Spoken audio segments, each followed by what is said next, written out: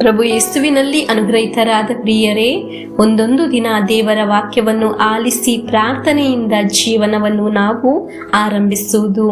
ಅನೇಕ ಸ್ಥಳದಿಂದ ಒಂದೊಂದು ದಿನ ದೇವರ ವಾಕ್ಯ ಆಲಿಸುವಾಗ ಸಾಕ್ಷಿ ಅದ್ಭುತ ಉಂಟಾಯಿತು ಎಂದು ಇಲ್ಲಿ ಬಂದು ಸಾಕ್ಷಿ ಹೇಳುತ್ತಿದ್ದಾರೆ. ಪ್ರಿಯರೇ, ಈ ವಾಕ್ಯ ಆಲಿಸುವಾಗ ನಿಮಗೆ ಬೇಕಾದ ಅನುಗ್ರಹವನ್ನು ದೇವರು ನೀಡುತ್ತಿದ್ದಾರೆ. ಆಮೇನ್, ಹಲ್ಲೆಲೂಯಾ.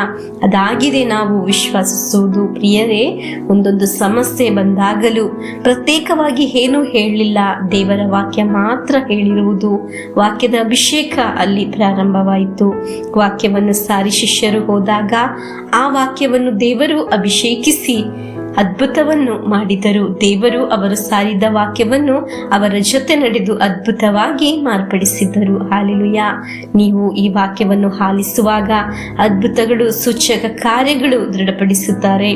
ನೀವು ಆಲಿಸುವ ದೇವರ ವಾಕ್ಯದ ಶಕ್ತಿಯಾಗಿದೆ ನಾವು ಅನುಭವಿಸುವುದು.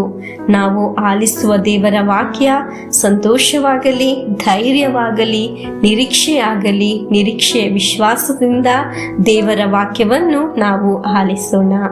ಆದಿಕಾಂಡ 24ನೇ ಅಧ್ಯಾಯ 40ನೇ ವಾಕ್ಯವನ್ನು ಆಲಿಸೋಣ.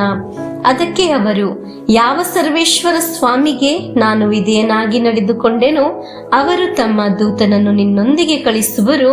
ನನ್ನ ತಂದೆಯ ಮನೆತನಕ್ಕೆ ಸೇರಿದ ಬಂಧು ಬಳಗದವರಿಂದಲೇ ನನ್ನ ಮಗನಿಗೆ ಹೆಣ್ಣು ತರಲು ನಿನಗೆ ಅನುಕೂಲ ಮಾಡಿಕೊಡುವರು. ಪ್ರಿಯರೇ, ಇಂದು ನಾವು ಅನೇಕ ಕಾರ್ಯದಿಂದ ಭಯಪಟ್ಟು ಇರುವಾಗ ಈ ವಾಕ್ಯ ನನ್ನೊಂದಿಗೆ ದೇವರು ಮಾತನಾಡುತ್ತಿರುವುದು ಎಂದು ಯೋಚಿಸುತ್ತೇವೆ. ನಾನು ವಿಧೇಯನಾಗಿ ನಡೆದುಕೊಂಡ ಸರ್ವೇಶ್ವರ ಸ್ವಾಮಿ ತನ್ನ ದೂತನನ್ನು ಯಾವಾಗಲೂ ಕಳಿಸಿದ್ದು ಎಂದಲ್ಲ, ಹೇಗೋ ಕಳಿಸಿದರು ಎಂದಲ್ಲ, ತಕ್ಕ ಸಮಯಕ್ಕೆ ನಿನ್ನ ಮುಂದೆ ಕಳಿಸಿ ನಿನ್ನ ಕಾರ್ಯವನ್ನು ಶುಭಕರ ಮಾಡುವರು. ಆಮೇನ್. ನಮ್ಮ ಒಂದೊಂದು ದಿನದ ಅನೇಕ ಕಾರ್ಯಗಳು ಹೇಗೆ ಆಗಿದೆ ಎಂದು ನಮಗೆ ಅರಿವಿಗೆ ಬರುವುದಿಲ್ಲ. ಅದು ಶುಭಕರವಾಗಿರುತ್ತದೆ. ಅದು ಹೇಗೆಲ್ಲ ನಡೆದಿದೆ ಎಂದಲ್ಲ, ದೇವರು ತನ್ನ ದೂತನನ್ನು ನಿಮ್ಮ ಮುಂದೆ ಕಳಿಸಿ ಅದನ್ನು ಶುಭಗೊಳಿಸುತ್ತಾರೆ. ಆಮೇನ್. ಪ್ರಿಯರೇ, ನೀವು ಯಾವುದಾದರೂ ಕಾರ್ಯದಲ್ಲಿ ಭಯಪಡುತ್ತಿದ್ದೀರಾ? ಈ ಸಾಲವನ್ನು ಹೇಗೆ ಮುಗಿಸುವುದು ಎಂದು ಯೋಚಿಸುತ್ತಿದ್ದೀರಾ? ಈ ರೋಗ ಹೇಗೆ ವಾಸಿಯಾಗುತ್ತದೆ ಎಂದು ಯೋಚಿಸುತ್ತಿದ್ದೀರಾ?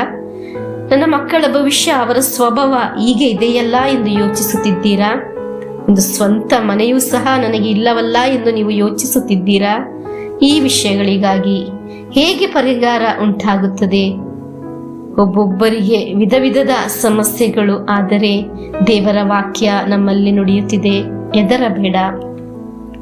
ನೀನು ಆರಾಧಿಸುವ, ವಿಧೇಯನಾಗಿ ನಡೆದುಕೊಳ್ಳುವ ಆ ನಿನ್ನ ದೇವರು. ಈಗ ಒಂದು ಕಾರ್ಯವಿದೆ.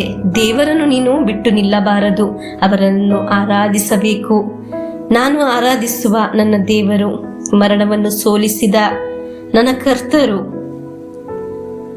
ಆ ದೇವರು ತನ್ನ ದೂತನನ್ನು ನಿನ್ನ ಮುಂದೆ ಕಳಿಸಿಕೊಡುತ್ತಾರೆ. ಹಲ್ಲೆಲೂಯಾ. ನಿನ್ನ ದಾರಿಗಳು ಶುಭಕರವಾಗುತ್ತದೆ. ವಿಶ್ವಾಸದಿಂದ ಹೇಳೋಣ ಪ್ರಿಯರೇ, ನನ್ನ ಕಾರ್ಯಗಳೆಲ್ಲವೂ ಶುಭಕರವಾಗುತ್ತದೆ ಎಂದು, ಶುಭವಾದ ಭವಿಷ್ಯ ನನಗೆ ಉಂಟಾಗುತ್ತದೆ ಎಂದು, ಸಮಸ್ಯೆಗಳಿಂದೆಲ್ಲ ಬಿಡುಗಡೆ ಉಂಟಾಗುತ್ತದೆ ಎಂದು ದೇವರ ವಾಕ್ಯ ನಮಗೆ ದೃಢಪಡಿಸುತ್ತದೆ. ದೇವರು ತನ್ನ ದೂತನನ್ನು ನಿನ್ನ ಮುಂದೆ ಕಳಿಸುತ್ತಾರೆ ಎಂದು ನಮಗೆ ಪ್ರಾರ್ಥಿಸೋಣವೇ? ಕರ್ತರೇ, ನಿಮ್ಮ ದೂತನನ್ನು ನನ್ನ ಮುಂದೆ ಕಳಿಸಿರಿ. ಕಾರಣ ನೀವಲ್ಲದೆ ಬೇರೊಂದು ದೇವರಿಲ್ಲ, ನೀವಲ್ಲದೆ ಬೇರೊಂದು ಉದ್ಧಾರಕರಿಲ್ಲ, ನೀವಲ್ಲದೆ ಬೇರೊಂದು ರಕ್ಷಕರಿಲ್ಲ. ನಾನು ನಿಮ್ಮನ್ನು ಆರಾಧಿಸುತ್ತೇನೆ, ಮಹಿಮೆ ಪಡಿಸುತ್ತೇನೆ. ನಿಮ್ಮನ್ನು ನನ್ನ ಕರ್ತರು ದೇವರಾಗಿ ಆರಾಧಿಸುತ್ತೇನೆ, ಮಹಿಮೆ ಪಡಿಸುತ್ತೇನೆ. ನಾವು ಸಂಕಟ ಪಡುವ ವಿಷಯಗಳನ್ನೆಲ್ಲವೂ ದೇವರು ತನ್ನ ದೂತನನ್ನು ಮುಂದೆ ಕಳಿಸಿ ಪರಿಹರಿಸುತ್ತಾರೆ ಎಂಬ ವಿಶ್ವಾಸದಿಂದ ಪ್ರಭು ಯೇಸುವಿನ ಆಶೀರ್ವಾದವನ್ನು ಸ್ವೀಕರಿಸೋಣ. ಇಂದು ಆಲಿಸಿದ ದೇವರ ವಾಕ್ಯದೊಂದಿಗೆ ಒಂದು ಅನುಗ್ರಹ ಉಳಿತು ನಮ್ಮ ಜೀವನದಲ್ಲಿ ಬರುತ್ತದೆ. ಆಮೇನ್. ಹಲ್ಲೆಲೂಯಾ.